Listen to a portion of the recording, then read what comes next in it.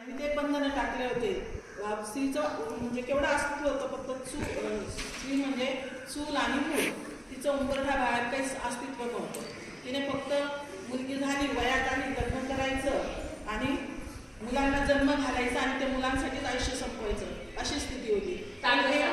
ज्योतिबांनी हे घेरलं आणि त्यांनी ठरवलं ते या स्त्रीला म्हणजे या स्त्रीला आपण याच्यातून बाहेर काढायचं.